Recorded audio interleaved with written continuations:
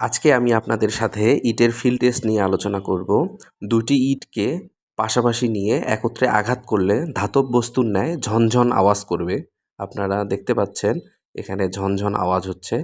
এরপর দুইটি ইটকে টি শেপে রেখে 1.5 থেকে 2 মিটার উপর থেকে মাটিতে ফেলে দিতে হবে।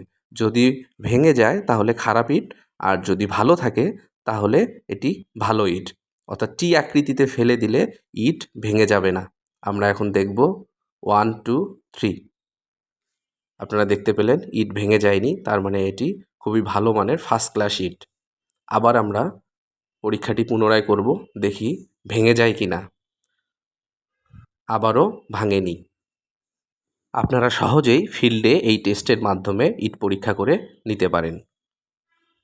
এরপর আমি যদি আপনাদেরকে ইটের ভাঙা অংশটুকুর দেখাই তাহলে আপনারা দেখতে পাচ্ছেন এখানে কোনো পোরাস ছোট ছোট কোনো ছিদ্র নেই। অর্থাৎ ইটটি খুবই কম্প্যাক্ট এবং ভালো মানের ইট।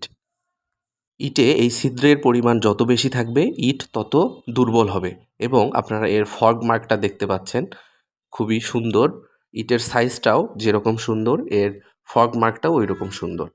এরপর আমরা একটি ধাতব বস্তুর সাহায্যে আঁচড় কাটার দাগ কাটার চেষ্টা করতেছি, কিন্তু এখানে কোনো দাগ কাটতেছে না। খারাপ মানের ইট হলে এখানে দাগ বসে যেত। যদি দাগ বসে যায় তাহলে ইটটি দুর্বল, খারাপ মানের, আর যদি না বসে তাহলে ভালো মানের।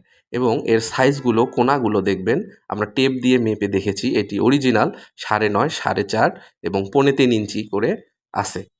শুধু একটি না, আপনারা এখানের যে কোনো ইটই নেবেন সব একই সাইজের একই মাপের ইট, ভালো মানের। এটি একটি প্রধান বৈশিষ্ট্য।